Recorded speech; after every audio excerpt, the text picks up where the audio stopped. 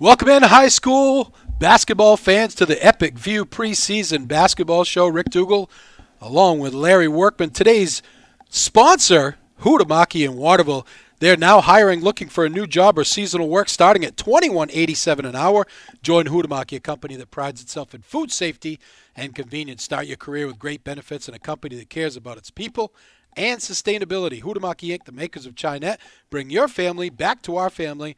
For more information, visit Huhtamaki.com. L-Dub, we got one heck of a season coming up this year. We got 18 Lawrence games, 18 Skowhegan games. You sense a theme here? 18 Waterville games? Boom. There you go. And we're also doing 24 NYA hockey games. I don't know where Brian's going to have time to do all this stuff, but hey, that's up to him. Hey, there's 24 hours in a day. We show up, we make everything perfect, and they go back to their little shop, and they, cut some stuff and put some stuff here. And they make us look good? And they make us look good. Good. So today we're going to open up with Greg Chesley, the Lawrence girls coach. We're going to talk to him, and then after practice, Jason's going to come in. Jason Pellerin, the head boys coach, is going to come in and talk about their season. And we're hoping that we can morph this into, at some point, a Central Maine coaches show. We can have the Waterville coach in, the Messalonsky coaches in, the Winslow coaches in, and really make this into, build this thing right we're up. going big time, baby. Go big or go home. I like it. So what do you think about what you've seen so far on the sea? We saw a couple preseason games, and we've been talking to a lot of people. Some pretty exciting basketball going to be in this area. Yeah, the last couple of years, KVAC has really taken over Class A. 2 years ago, you had Skowhegan girls that won the state championship, and it was the Nokomis Warriors. That they had some kid named Cooper Flagg. I've heard of him. I don't know what he's doing now, but he's probably driving a dump truck or something. Yeah, and then last year you had the Lawrence girls that won a state championship, and the Brewer basketball boys. So KVAC has done remarkably well, and we've been broadcasting the games and look forward to another great year.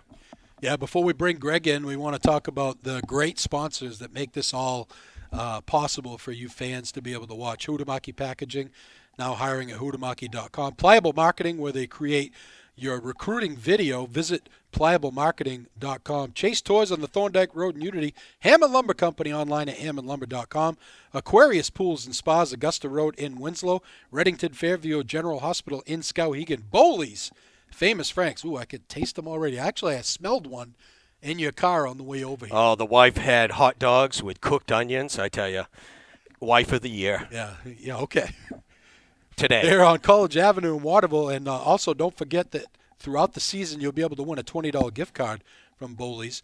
Dow's Quick Stop on the Western Avenue in Fairfield. KV Cap online at kvcap.org.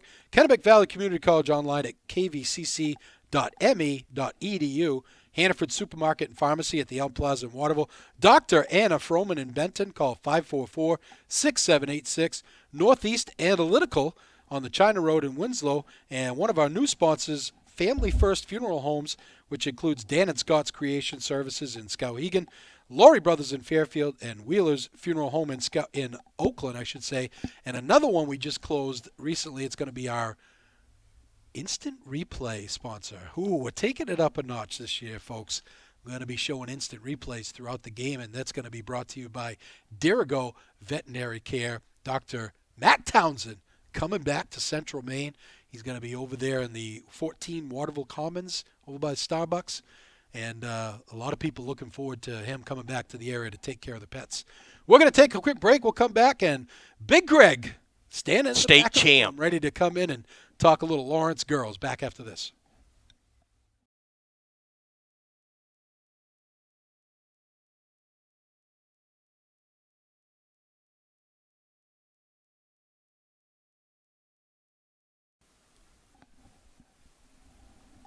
Hey, welcome back to the Epic View Coaches Show. Rick Dougal, Larry Workman, and head coach of the state champion Lawrence girls, Greg Chesley here. Our show is brought to you by Huhtamaki Packaging in Waterville. They're now hiring. Visit them at Huhtamaki.com. Greg, have you come down yet? I mean, I know it was a long time ago, but Boy, every time you see a basketball or you get on the floor, you got to be thinking back to when you hoisted that gold ball. Yeah, the gold ball, the victory tour seemed to be never ending this year.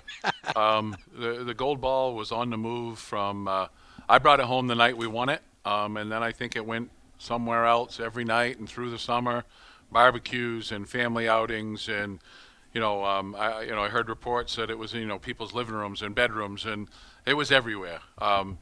It's been great. And then this fall, I underwent a little surgery and was laid up for a couple weeks, and didn't have much to watch. So I said, let's see if we can pull that game back up and make sure we still won. So Some happy thoughts. it's been pretty nice. The only thing, the only problem with the gold ball is you can't drink out of it. So it's not like winning the Stanley Cup where you can, drink out of it. So, it had to be hard to.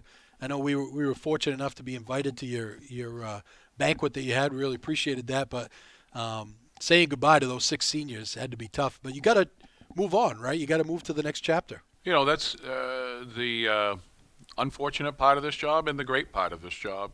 Those 6 seniors have been a big part of what's going on for. We started having them come in the summers right after 7th grade year. I've gotten to know some of those girls very well. They were around all summer, coming to see our games. A couple of them have been here this fall already since we've started. Saying goodbye to them and missing them is a downer.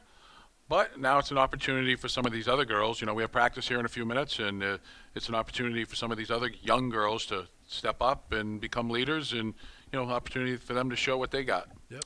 Okay, the transition, from last year's team to this year's team. How do you prepare yourself, and how do you prepare your team? We're going to be pretty similar to last year in terms of what we want to do. I think we are at our best when we're getting out and getting up and down the floor, which is definitely where we were at the end of last year. So we're trying to do, some of that same stuff with our transition, trying to increase the pace of the game. But we also had to put some thought into this year. Okay, if that's not going to work? We have a little more size that's going to be playing at the same time this year. We have 2 6-footers that will be on the court most of the time together. So, putting in a couple more, old school, back to the basket, pound it down inside sets for our offense. So, we talked a lot last year about how those 6 seniors took them a while to gel, to come together as a team. You always saw the talent there, but it took time for them to all come together. Similar situation to this year, right? You've got some young players. It's going to take some time. How much of it is on the coaching staff to help them gel, and how much of it is on the team, the players, to gel? Well, we talked a lot about that in the summer and then in preseason so far this year about, we have the talent, we think, to at least, make another run at it. It's about how do we gel and come together. And what we've been saying is, hey, we have a great blueprint from last year. We have the blueprint on how to be a really good team. Always be there for each other, work together as a team, play team basketball. Don't get too rattled by the little stuff, bad calls and those kinds of things. And really just go out there with a little bit of attitude and swagger and get after it on the court. So we have that blueprint. And that's, we've talked about that as a team a lot. We don't want to dwell on last year, but we want to take what we can from it and move forward and learn from it.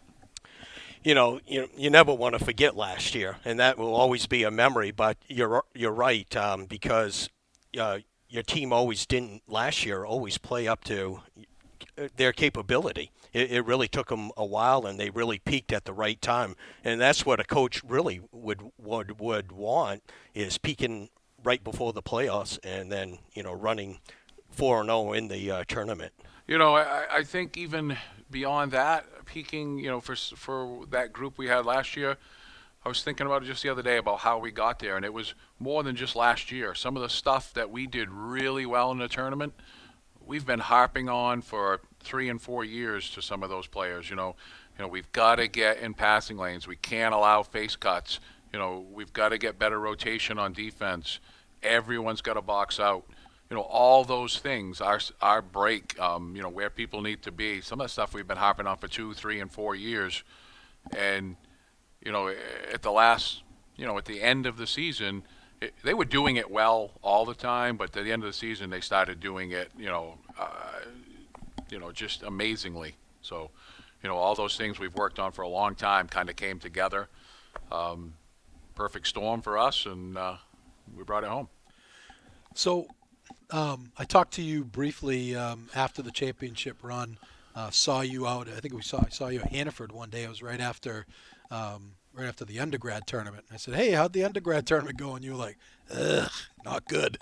How have things trend? Now you couldn't coach that, so you were just watching. But how have you seen things transition since then? Like, how was summer ball? How was the preseason? I know you're always working, but are you seeing them, making the right steps? Or Well, I'm seeing the right steps. This preseason we lost to Ellsworth, who's an outstanding team. very good. And we stressed that there were no heel points that night. That game means nothing. That was just about learning and getting better. But we played really well all summer. I've seen people take the steps. I mean, early on replacing a Hope Bouchard. Hope just brought so much to the team, and not just her, but the other seniors from last year as well. But Hope in particular, we all saw when she turned it on and really got after it. She was, in my opinion, one of the best players in the state, if not the best. So I think people just trying to fill those roles. I think people have thought, oh, I need to score or I need to do this, and we've really stressed. You just need to play your game. Maybe you're going to be a screen setter. Maybe you're going to be a rebounder. Maybe you're going to be our lockdown defender. We don't need everybody to be looking to score, 20 points a night. We have some people who'll do that. I think we can spread the wealth that way, and it could come from anywhere on any night. But people are still trying to figure that out. Where's my role? Yep. Now, talking about preseason, we got to see the Ellsworth game, and obviously Ellsworth won the state Class B. You won the state Class A, and actually Ellsworth brings back a ton of talent. That's going to be one of the best teams in the state overall. But when you set up your preseason schedule, do you pick certain teams that you want to play, or the talent of your team? So let's go back to last year. We brought in Brunswick and we tried to bring in Mount Ararat, but they had a COVID outbreak right before they were supposed to come. We went out and really said, all right, we're going to be really good. We need to get some really good teams in here. Coming to this year, I think it's a little different. I think we're going to be really good, but I think it's more about trying to gel and come together and play as a unit. So we wanted to have a couple exhibition games that, were more just exhibition. And then Ellsworth opportunity came up, and I said, sure, they're going to be really good. Let's test ourselves a little bit. And they are for real. They are. We talk about playing with a little swagger. They played with a little swagger already, and physical and just fine-tuned. Almost scary how good they are right now. Can they continue to get better? For their sake, I hope so. But sometimes that's hard. Point guard, by the way, I didn't have a roster, but their point guard, she was fearless, and was she over 5 feet tall? She probably listed at 5'3", but Okay. she might have been 5 foot, 5'1", and she's phenomenal. Yeah, very good team. You mentioned it earlier about how you got some good bigs. Does it change your strategy as far as coaching? Because last year was more get out and run. You're always looking to run. I got to think with the Provost girl, you're still going to be looking to run because she's great in transition. But you got Morrison girl and you got the Lily Gray girl that are really good back to the basket. Are you going to be looking to do more in the half court, more inside out?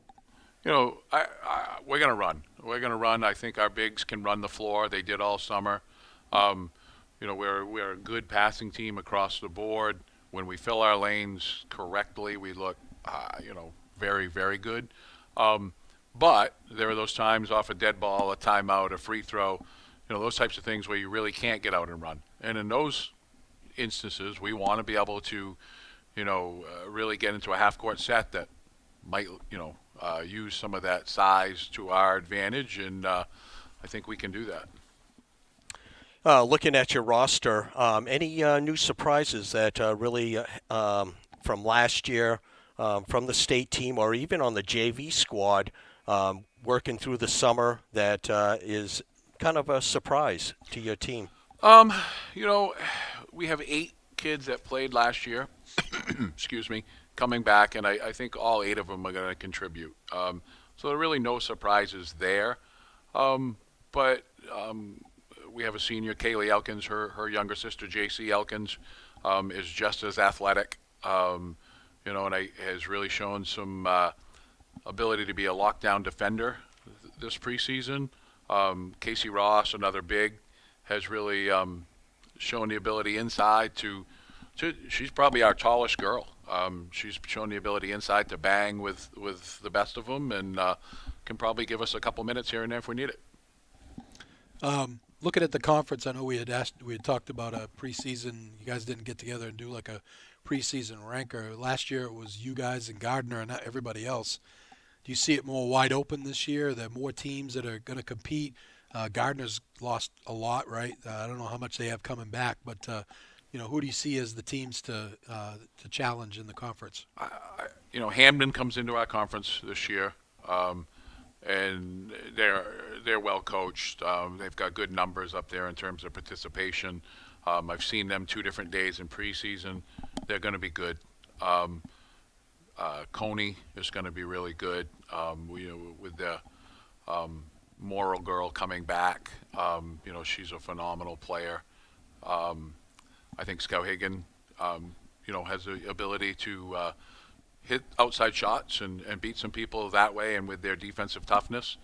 And then, I hate to toot our own horn, but I think, you got to throw us up there. And, I think that's kind of the top 4. Yep. And after that, I think it drops off a little bit. Yep.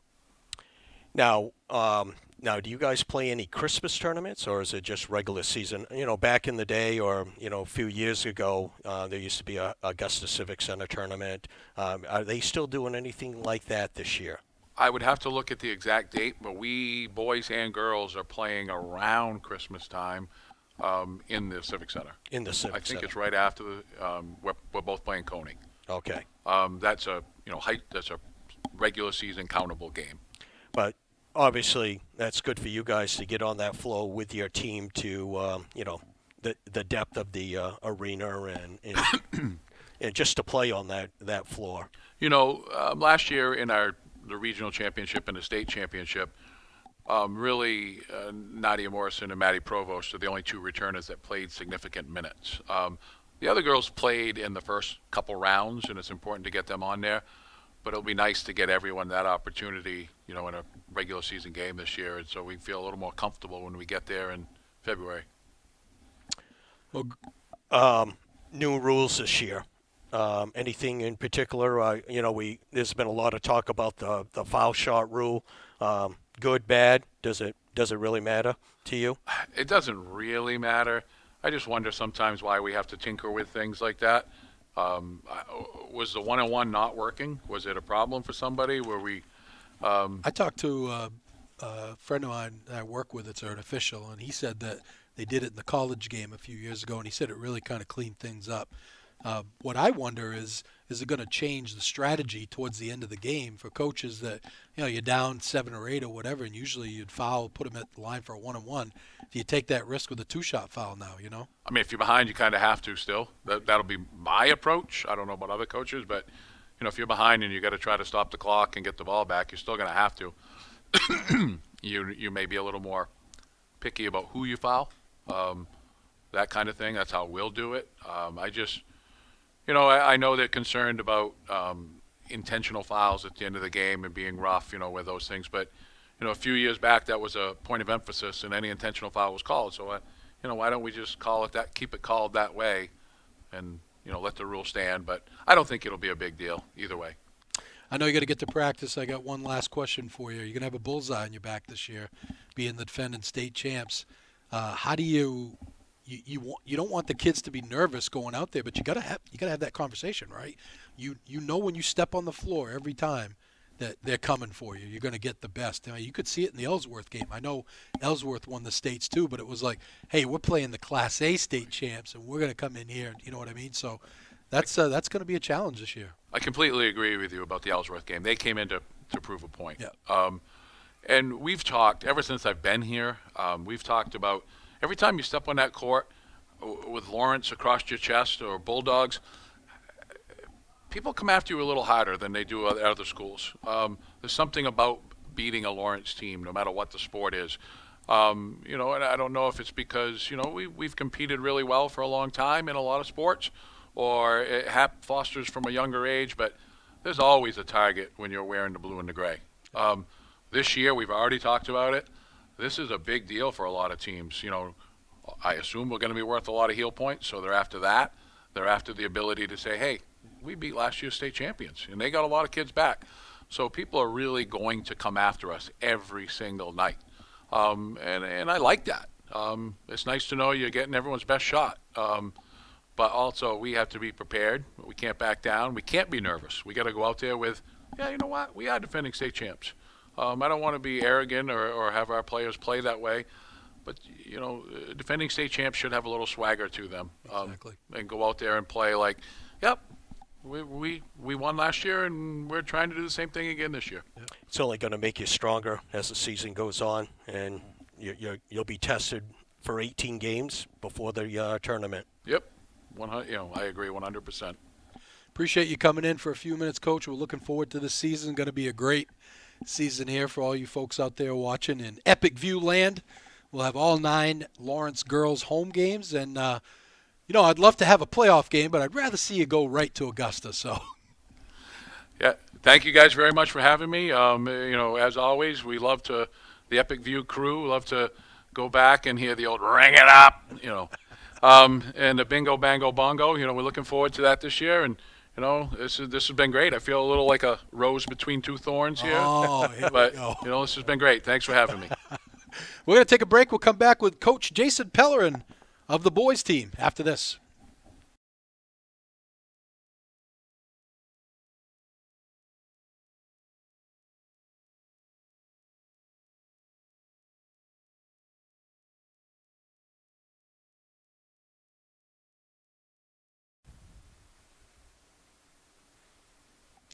Welcome back to the Epic View preseason coaches show. L-Dub, RD, and JP, Jason Pellerin, the head coach of the Lawrence boys basketball team. And, Coach, appreciate you coming in to take a few minutes with us today. Hey, thanks for having me. It all worked out well. So, last year, made the tournament. How do you build on that? How do you got what'd you have, 2 or 3 players go? You got some kids coming back to have some significant minutes on last year's team. How do you kind of build on that and maybe, win a game in the tournament this year? Well, it doesn't start in the, when the winter season starts. It's the work we put in during the summer, and the guys were just outstanding this year with showing up at 7 o'clock in the morning. The first week we had 29 guys at 7 o'clock in the morning. Wow. It was, really a credit to their wanting to, number one, be there, wanting to compete, wanting to get better. And we did have a good summer year. Sometimes it's tough because we go at it really, really hard during the summer. We get in between 18 and 20 practices, and I know that a lot of teams don't do that. But that's the work. That's a tribute to the kids that they want to be there, putting in that kind of effort, putting in that kind of work. But I also know we go at it pretty hard. We had a good summer. We only lost to one team. We lost to them twice. It was Oceanside, and they're really good. We've had a really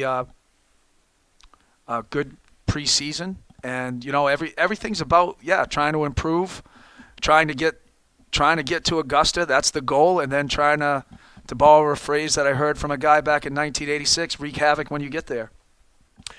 We obviously wanted to talk about the the summer ball, the commitment. That's remarkable, and a lot of those kids either work or they play other sports during the summer. So the commitment is outstanding, and I think that is credit to the community, the blue collar people that live in this area, and the coaching staff, and they want to come out and play, and that's a credit to you and Coach Chesley and Coach Hersom, all the coaches that coach at Lawrence. Really is the community is just fantastic. Their support of their kids. They've got to drop them off at 7 in the morning. A lot of the guys will go right from our practice. We go from 7 to 8:10 on Mondays and Wednesdays, and we walk right over to the weight room out here that's outside, and then we get into plyos with the football team and agilities and do a weightlifting circuit with, some core training as well, and that's 2 days a week with basketball. And it is a commitment by the coaches, but it's also a commitment by the community. And I'm exceptionally fortunate to coach here. I don't take that for granted. Lawrence fans are different, in my opinion, because they support effort. And, if your teams are putting out a really good effort, they're right there behind you. And just really fortunate to coach here. I sent a text to a parent the other day that had sent me a nice little thank you, and I said, I will never take for granted that I'm coaching here and I get a chance to coach such great young men. So you got 2 starters and a really good 6th man coming back that is going to be a starter. How do you see the rest of the team kind of coming together? And one of the questions we asked Greg, and I'll ask you this too, is it's important obviously to have that team chemistry and gel. How much of that is on the players, and how much of that is on the coaching staff to kind of bring everybody together? Well, I think it's something. It is a marriage between the two that in order to get guys to play the way that we want them to play a brand of basketball that we believe is the right way to play, but will also allow us to win. The guys have to buy into that, and you create buy-in by setting expectations for what it is you're looking for offensively. One of the phrases we like to use is everyone's got to eat. So we've got to be willing to dish the ball and share the ball and move the ball around and let the ball find the open guy. The ball has an energy to it. Don't let the ball stick. Keep it moving. And you can see when we're running bad offense, the ball's sticking. When we're running pretty offense, that ball is moving and we're finding open guys and we're taking good shots. We believe we have some good shooters on the team that will allow us to be successful and will make us difficult to guard. And, I do like this group. The energy level that we can play with is going to be important to us. How we rebound the ball as a team is going to be really important. So that's been kind of a stress, a point that we've stressed since the Ellsworth game. We did not rebound the ball well during the Ellsworth preseason game. The guys came in and watched on our game footage every single rebound, whether defensive or offensive rebound, and we saw that we just did not block out well when we played in our tournament against Grey New Gloucester, who's an exceptionally athletic team. We did a much better job rebounding the ball. In fact, that's something their coach said immediately. Wow, do you guys rebound the ball well? And I was like, oh, you weren't here on Tuesday against Ellsworth. But the guys did respond to the message that was sent. And so as a coach, you got to be consistent with that message, what's important, and that's got to become important to the kids. And, again, they're good kids. They're smart kids. And so I think they got it. And they got to continue to get it. Preseason, talking about preseason, how do you set up your preseason schedule? Do you want to play as the toughest teams, or do you take a look at your own team and say, like to get them some scrimmages and then go and face the Ellsworths and the Grey New Gloucesters? Well, you set up your preseason, part of it. We have the Skowhegan tournament that we've done historically ever since Tom's been there. So that's 11 years, same amount of time I've been here. We've always gone over that first weekend and we play in that tournament. This year was tough because we came off football. We played on a Saturday. We had Sunday off and we were right in here for tryouts. And then we play at a tournament in Skowhegan that following weekend. That's hard. I think we came at it with the right frame of mind in that if the guys needed a break, take a break. None of them took a break. And so they wanted to be in the gym. They're competitors. That Grey New Gloucester game, you could see that they were competitors. So I can't control what Tom sets us up with. So we played Madison and we played Wyndham. And quite frankly, we weren't quite ready physically or maybe mentally for the athleticism and the aggressiveness of Wyndham. But that's good to see. They needed to see that. Ellsworth is something that historically we had done pre-COVID. We had played them 4 or 5 years in a row. COVID hit. We didn't do it. We hadn't got back to it. This year we did a boy-girl doubleheader, which was fantastic. It was. Ellsworth has got a great program. Coach Austin's an outstanding coach. They're a very talented group. They went undefeated last year in the regular season. So that was a really good team to play and really let us know what our weaknesses were. And then we had our tournament. We actually had a game with Thornton Academy set up for yesterday, but because we lost the practice on Monday, and in large part in how we played against Great New Gloucester, we thought that was a good finishing game. And rather than hop on a bus and drive down to Saco and for an hour and a half without a practice the day before, Coach Nelson, Mike Nelson is back at the helm down there, and he and I talked a lot on Sunday to decide, if Lawrence, they only got rain, we got snow, we got snowed out, so he was totally good with it. But Thornton was going to be a nice physical test for us before the season started, so we probably made our preseason a little bit more difficult to test ourselves this preseason heading into the season. I don't always do that. I think it depends on the team you've got. Good. You talked about the offense there briefly, about moving the ball versus not moving the ball, and one of the things that's just because I'm old, it's frustrating for me to watch sometimes is just the threes. This just seems to be like the kids are always looking for that three as opposed to the 15-footer or even the drive to the hoop. I was talking to Mike Hamlin's mother on the way in.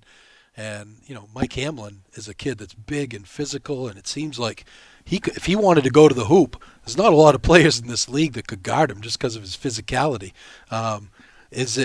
Do you try to get them to look for more of that easier offense, I think it is, because everybody is trying to take that three, and it just seems to be like there's so many teams that are living and dying by the three. How much of that do you try to temper down a little bit, and how much do you say, well, if it's an open three, let's take it every time? I think what you try to have is you try to have sets that, if you're, for instance, a lot of the philosophy nowadays is getting a paint touch, trying to get two guys on you and finding that open shot. Now that could be a three. On that three, they can up fake and they can attack paint. If that gives them a layup, take the layup. If it gives them a dump down to the dunker position, you drop it down there, or you kick it back out for an open look. You're trying to create open looks. I don't think high schoolers are good at shooting contested shots. I think that's been a philosophy that's been around for a long time, so you're trying to create open shots. Sometimes you do that by screening, like in the olden days. Sometimes you do it with spacing and paint touches, and again moving the ball with the bounce. But we try to have a mix. We have some sets that allow us to get some post touches, and we have some sets that allow us to get some cuts to the basket that are a little bit different than maybe our base offense. So every coach is going to have a different philosophy.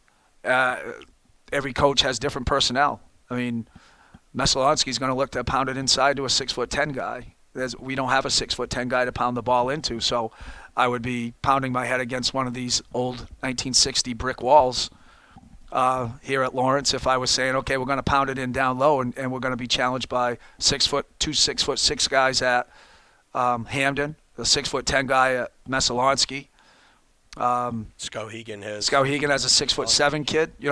Yeah. So what are we going to do? What are we going to do to help us create offense that works for us?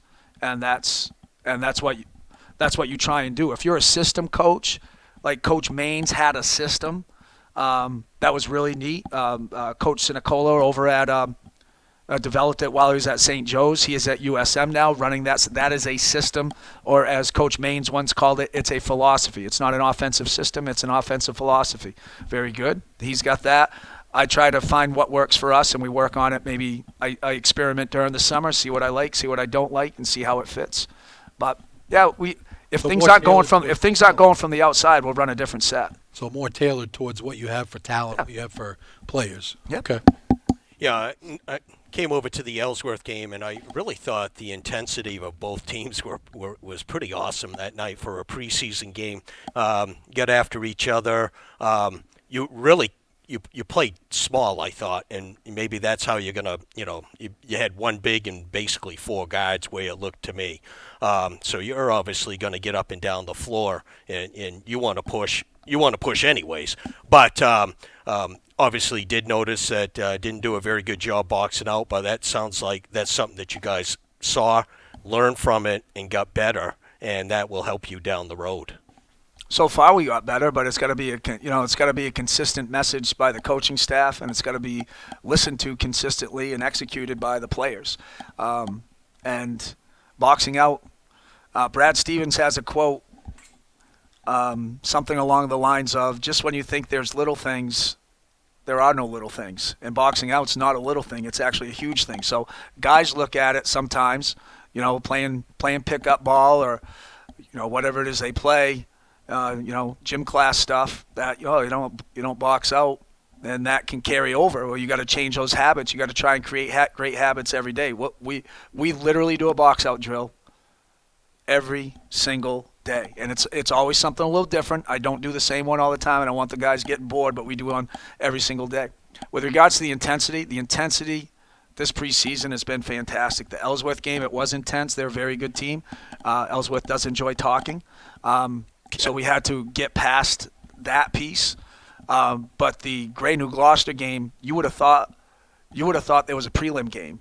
The intensity in the gym, the crowd got into it. It went overtime. We were up 15. We got down 9. We hit 3 straight threes. Our guys didn't want. We ended up losing by 1 in overtime.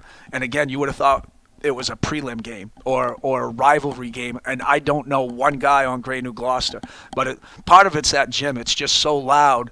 It's got almost like an energy unto itself, and the kids, we love it. The kids feed off it, and you could just see how they fed off the confidence they were gaining. They fed off the success we were having, but then they actually fed off just the compete level that they felt. We got down by 9. I thought our guys got tired. And, they got football legs still. I don't know when the football legs would end, but, we're hoping they turn into basketball leagues soon. But they just fought through it, and they banged 3 straight threes. The intensity is cool because it's hard to replicate that outside of getting into a regular season. And our first game's against one of our biggest rivals at their place. So it's good that we felt that. That's important. So looking at the preseason poll, Hamden number 1, Messalonskee 2, and you guys 3. Is that how you see it? Is that how you think the things? I mean, you think those are the teams to beat? Messalonskee, Hamden, and obviously Skowhegan is always going to be good. You got Camden, which we were impressed with them last year when they came up here and played you guys. I was surprised at how low Coney was, and Mount Blue has a stud returning. So I think it's going to be a very competitive conference. It's going to be exceptionally competitive. Every night is going to be a battle. Hamden dropping down from AA. This was actually a year they were going to make a run at AA, so they're very, very good. If Coach Bartlett comes to that meeting and says we're decent, it means they're really good. So Hamden's going to be good. Messalonskee's got a lot returning. They've got arguably They've got the guy that nobody else has. Nobody else has an athletic, talented 6'10" basketball player. So they've got the unicorn. So that probably puts them in that. And quite frankly, I think it's a mishmash of how's the season going to go? How do we match up? How well prepared are we? How well do we play that night? How well rested are we? How well do we execute? The game plan. Was it the right game plan? Those types of things will determine as the season goes along how things play out. But it should be a fantastic season this year with just a lot of competitive games. I would be shocked if it's anything but that. I just think it's going to be really, really competitive. How do they respond to adversity if they get in a game where things aren't working well and you get blown out or something? And how do you come back from that? That's another thing that's very important. What's cool is that we actually had that happen this year in football. Yes, you did. Were you at the Levitt game? Yeah, I was there. Okay. So after that, we had to regroup, and the guys know that. One of the cool things, and getting to know Coach Hersom over the years that I've been here, talking to him, talking to Rusty when he was a baseball coach, is that kids learn how to compete in different sports, but they're able to carry over that compete level or the understanding of what we have to do from sport to sport. You can't replicate that. That can't just be words. It's got to be a feeling that they have. They know what it felt like to get lambasted by Levitt. They didn't like that feeling. They thought we either could have played better or are going to get better. But that only comes by, all right, we're back out there in the valley. We're getting ready for the game. It'd be the same thing up here. You know, if we have a rough game, you get back in the gym and you work to get better. And you feed off that. You feed off that compete. The understanding of what it means to compete. And things aren't always going to go your way. Things don't go your way in life. Things don't go your way on the basketball court. Things don't go your way on the football field, soccer field, whatever field you're competing on. And so what do you do in that moment? You've got to have a level of toughness and resiliency so that you are ready to handle adversity. But I think our guys are ready for that. We got 11 out of our 14 guys played football this year. So they've been through that, and will try to pull on their grit, their toughness, and the understanding of what it means to, hey, things didn't go my way. Let's go out, strap on the basketball sneakers, and we'll get ready the next day. You know, Coach Chesley mentioned it when we were talking to him, and I thought it was a great point, is that when you're wearing that jersey that says Lawrence or Bulldogs, or you're wearing the blue and gray, there's something about that brings out the best in the people that you compete against every night. So you have to bring your best every night, because you know that any time a team comes in to face a Lawrence, that they're going to bring their best. Yeah, I think that's the case, and I like to think that when we are wearing that jersey, that we're not just bringing the best out of them, that that we wear that with pride, right. That it does mean something. We talk a lot about that they aren't just words, that they mean something, that pride and tradition are real, and how do you want to be remembered? We actually had that talk right after the Ellsworth game. How do you guys want to be remembered? You want to be remembered as a team that talks or a team that plays hard? Do you want to be remembered? How is it you want to be remembered? And that's important, because that pride and tradition ties the past with the present. And you know, we're lucky to have Greg here. Greg played here. He knows what it means. He's had a daughter go through the program, you know, and so it does mean something. His family's from this area. My family's from this area. My father graduated from here in '65. That means something to me. I just was out looking at his picture today in the class photo. So we try to feed off it, but it can't just be words. It's got to be how you go out and play. I have a phrase that I throw out there. It's not what you say, it's how you play. And so hopefully the guys feed off that and do take pride in that. I believe that they do. I sincerely believe that they do. That's not just words. So it's again, exceptionally grateful to be able to coach here at Lawrence. It's the name on the front, not the back, and that's I think that's what we always learned growing up. And unfortunately, we see a lot of talking, and yes, the Ellsworth team did like to talk. Unfortunately, but I see a lot of first-year coaches in the KVAC. There's 4 of them. Really, obviously, Kyle Parker, he's been around the block once or twice. He's going to take over at Brewer, defending state champ. Joe Gabriel, I do not know him. Is he a former player down there? Do you know anything about him?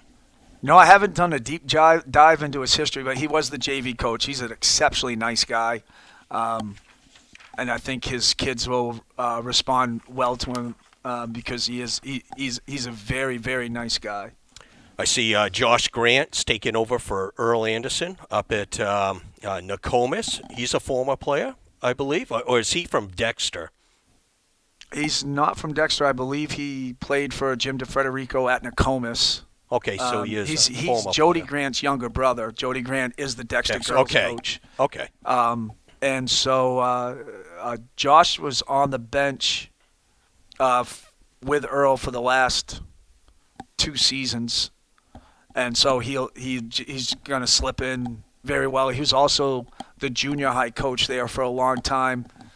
His last year with the junior high was the last year the Flags was the Flags' 8th grade year, and then he went up with them to the varsity level. So he's that should be a very. I watched him play preseason.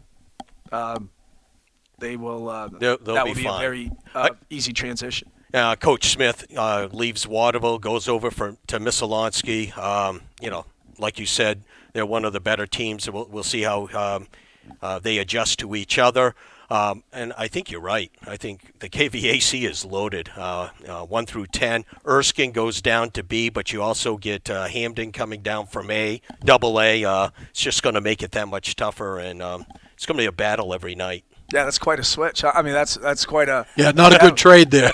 Yeah, that's pretty. I would say one of my favorite stories from talking to coaches throughout doing radio and doing this was Coach Russ Bartlett, and I think he was at Messalonsky. I was doing a radio game, and I went up to talk to him before the game, and they were undefeated, and they had come in here and got beat by Lawrence. I think it was one of the last years that Mike was coaching, and they were up like 12-0 in the first quarter. And no, I was sitting bench that game. You remember that game? Oh, I remember it very well. So it was So I said to him, I said, because you guys were like 500 that year. It wasn't. I mean, it was.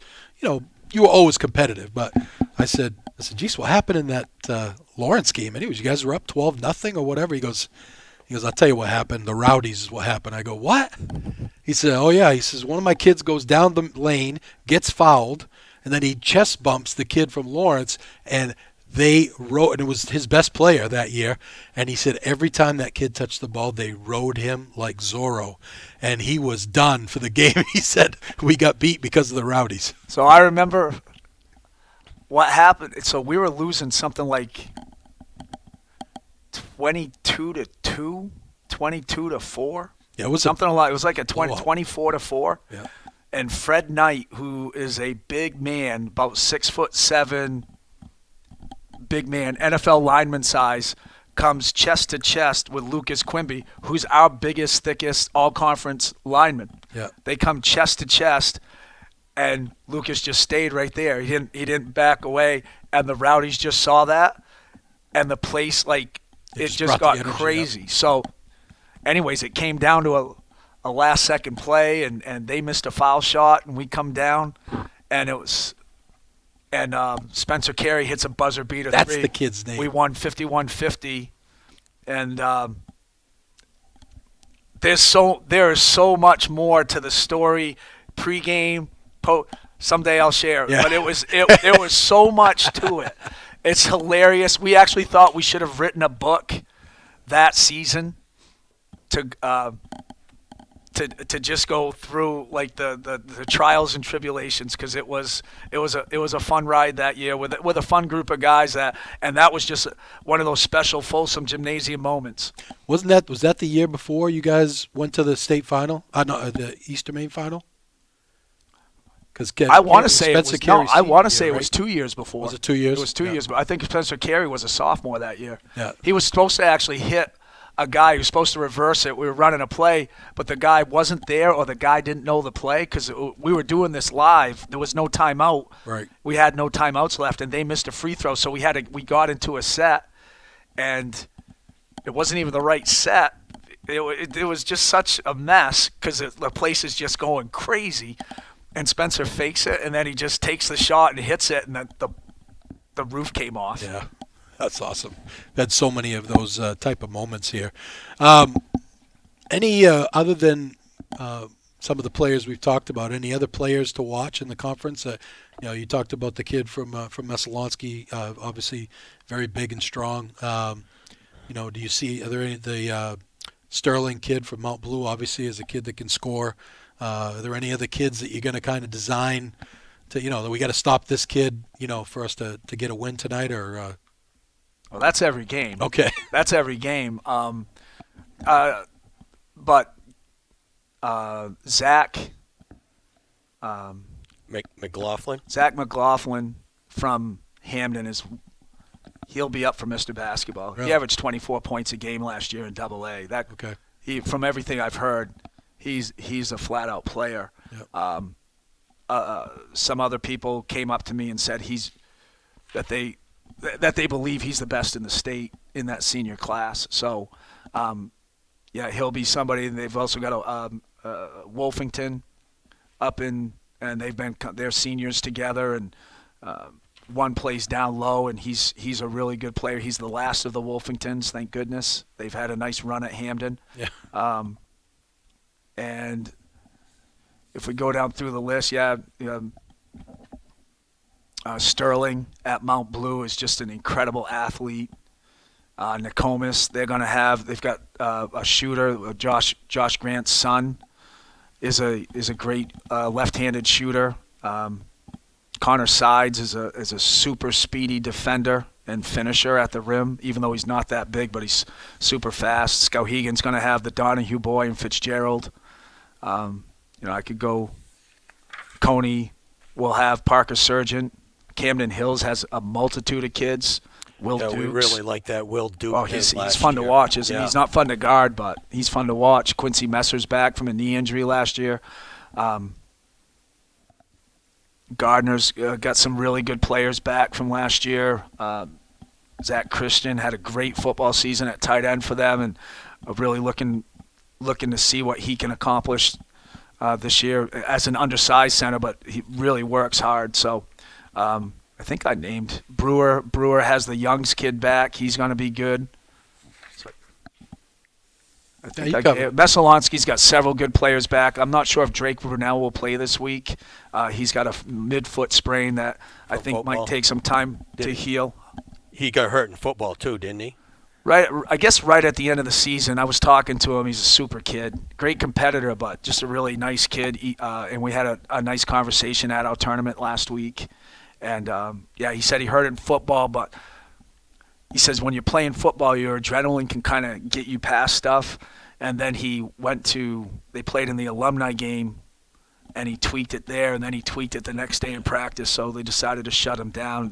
With those middle foot sprains, you can't push through that. You've got to let it heal. So he's going to be a really good player. But they've got several: Ty Bernier, Jake Moody, Sam Doobie, to go along with Merrick Smith. Yep. New rules for next year. Your thoughts? The biggest ones right now is the foul shot rule. After the fifth foul of a quarter, teams start shooting 2 foul shots. Good, bad, doesn't matter. What's your thought, Coach? It does change things strategically. How you, I think in the latter stages of a game, what you do with your fouls. It also takes away some of the stress of going to the foul line knowing you have to hit your first to get your second. So that changes things a little bit. One of the things I noticed preseason is making sure being more conscious of the foul situation each quarter. And that's actually some training that you have to do in your own head, because you don't want to get double bonus, not double bonus, now it's no such thing. You don't want to get to the 2 foul shot situation too early in the first quarter. But you can also use it strategically, where if you've only got 3 fouls at the end of the quarter, be super aggressive. Go for a steal. If they call you for a foul, all right, you had one to give anyways, but you might get the steal. Yeah. So it changes that, and quite frankly, I think it gives you 2 more fouls a game. I'm okay with that. Out of bounds, side out of bounds.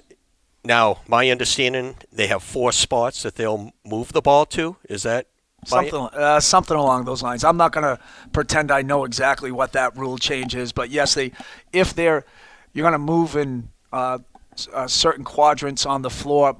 But I thought it was for certain calls, like a backcourt call doesn't keep the ball in the backcourt. Not a backcourt. Yeah, backcourt call actually puts the ball in the forecourt of the offensive team. I saw that this past weekend, so that was something new. I'll be honest, the sideline rule's a little different. That's basically that was the couple rules that. I just got my rule book today. I'm sure I'm going to do a deep dive tonight. But the foul shot, that's been the biggest thing. A lot of rumors had a very physicality of the 1-and-1s. Basketball's a physical game. I feel they're ruling. That was their reason. I think they wanted to change the rule, The reason that they gave, I just don't buy. They said it will cut down on injuries on foul shooting situations. I've been doing this game for 20 years. I can't think of one injury that I ever saw off a foul line shooting play. Now I've seen injuries on rebounding, sure, but not on foul shot rebounding. That's what they came up with for a reason. Guys with higher pay grades than mine come up with those things, so I'll let it be. Federation, but Maine had to go with that, correct? Yeah, that's a national rule. That's not a Maine rule. Oh, That's a okay. national rule. Yeah. Okay. That's a National Federation of High School. Okay, Athletics. Yeah. And the shot, there'll be a review when you get to the tournament. That was one of the other big thing that they can look at a shot because of a call that happened last year at one of the games. Yep. Will Davies hit a last-second shot against Bonnie Eagle, which was probably the craziest 20 seconds you will ever watch. I think there were three scoring plays in 20 seconds. It was crazy, and you break it down, you watch that play frame by frame. Yep, absolutely, it was late. But watching it live, it was the ref put his hand, good hoop. The buzzer was, if you do it to the echo of the buzzer, good hoop. But whatever. Yep, they will be reviewing that this year. Congrats. The instant replay will be in play in Maine high school basketball. We'll see how that goes. One last thing about shot clock. What do you like it? Would you like to see it in? Yeah, I would. I think it would be fun to coach. I hope they do bring it. There's not a lot of teams that milk clock anymore. Anyways, everyone's a little bit more. Pace is much more a part of it. It's a fun way for the kids to play. All the skill work that you do in the off season, all the skill work these kids do on their own isn't to slow the ball down. It's to go make plays, and I think us as coaches understand that. So we like the faster pace. Again, there's so few teams that actually play like a slow down game anymore. You take your average high school game, it's probably anywhere between 55 and 70 possessions a game. Probably in the 80s, you're looking at 45 to 55. Okay, it was the Bob Knight motion offense style, which you're going to pass the ball 8 to 10 times before you even get a look. It's different now, so we're now getting between 65 and 75 possessions. You throw in a shot clock, maybe you talk about adding maybe 5 more possessions. I think that's fun. I mean, you're talking about the average possession in high school basketball for boys is something like 14 seconds of possession. So I don't think it will really affect a lot of what we do. When I played, the possession ended when the ball got to me. So give and go back on defense.